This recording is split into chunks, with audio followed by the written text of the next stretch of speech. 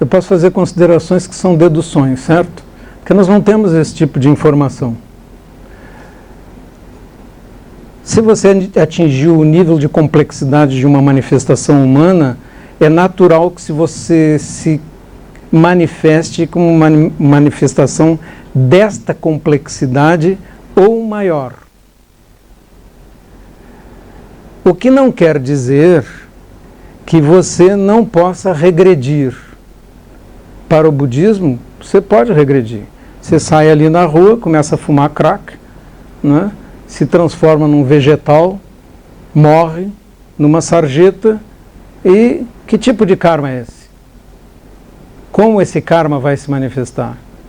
Numa condição muito ruim, talvez nem numa condição humana.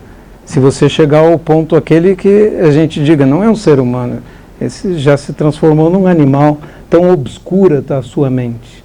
Então não existe nenhum conceito que só surgiu na realidade no século XIX de evolução contínua, para frente, de não regressão, de progresso eterno. Esse conceito não é um conceito budista. Esse é um conceito que penetrou em algumas formas religiosas depois da criação da teoria da evolução. Não é? Contaminou sob esta forma, que não quer dizer que nós estamos dizendo que a teoria da evolução está errada, muito antes pelo contrário, mas que interpretar isso, trazer para dentro dos conceitos místicos um conceito como esse é uma distorção. Assim como é uma distorção hoje, quando as pessoas dizem, isto é quântico. Elas não sabem o que é quântico, né? Aí coloca o carimbo de quântico para tudo. Isso aconteceu no início do século, haviam conceitos do século XX de magnetismo animal. Como tinha se descoberto a eletricidade, tudo era magnetismo. Tudo era, isso é magnetismo pessoal, fulano tem magnetismo, etc. Não tem magnetismo nenhum, ele tem a personalidade, né? Trazer os conceitos da eletricidade, ou as equações de Maxwell da eletricidade, para dentro da religião é um erro. Então, todas as vezes que alguém coloca lá quântico depois de alguma coisa, eu já sei que tem pouca credibilidade, né? Para não usar palavras mais severas, né? Outra pergunta. Uma pergunta em cima dessa, na verdade. Então, mas isso significa considerar o ser humano como necessariamente mais complexo que uma borboleta, por exemplo, ou seria, na verdade, eu não entendi. Ele é mais complexo. Seu DNA é mais complexo. Não tão espetacularmente mais complexo como muita gente pensa, mas é mais complexo. Não tem nenhum ser agora na Terra com a complexidade de manifestação do ser humano. Isso não quer dizer que uma borboleta não seja respeitável, ou que os seres todos que se manifestam não sejam respeitáveis. Mas a qualidade da sua manifestação é diferente, né? Por exemplo, isso dá muito problema no budismo moderno, porque originalmente, quando Shakyamuni Buda ensinou, ele disse que matar era errado. E, em tese, quando você olha, assim, grosso modo, estamos falando de uma coisa certa. Matar é errado.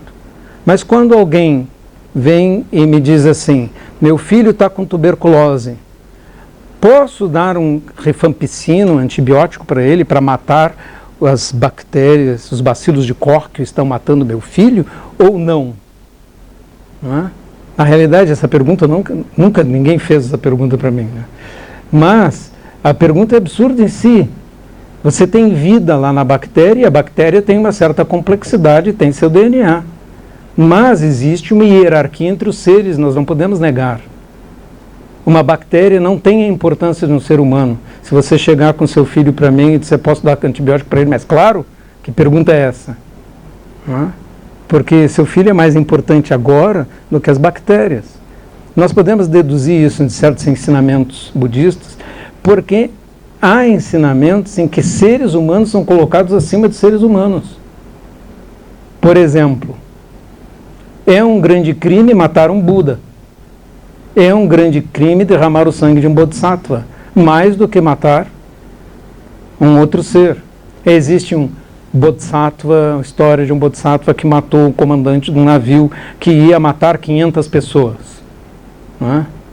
Aí ele matou um homem para salvar 500. Esses são conceitos que penetraram no budismo e se tornaram relevantes dentro do movimento Mahayana, em que você relativiza os próprios preceitos, porque você olha as coisas sobre a perspectiva de hierarquia. Então, usando a bactéria, eu consigo dar um exemplo que é evidente para todo mundo. Não é? Mas as pessoas estão contaminadas por sentimentos de especismo, por exemplo. Então você pode abrir as redes sociais e vai ver lá uma manifestação. Precisamos de uma lei para impedir que se maltratem animais. Prendam esse homem que matou um cachorro. Não é? Aí eu escrevi embaixo uma vez: essa lei vale para matadouros? Porque você vai defender cães, mas não vai defender bois? Não vai defender porcos? Como é que é? Então você privilegia uma espécie em relação a outras?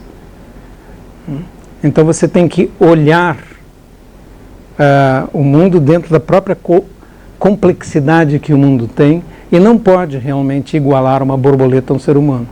Não é a mesma coisa. Aí, se você achar que é a mesma coisa, levante-se agora e vá nos matadouros de São Paulo e pare o que está acontecendo. Pensei, na verdade, não como sendo a mesma coisa, mas de importância, mas pensando, na verdade, de que se não somos separados, na verdade... Não somos separados, mas temos diferenças de importância.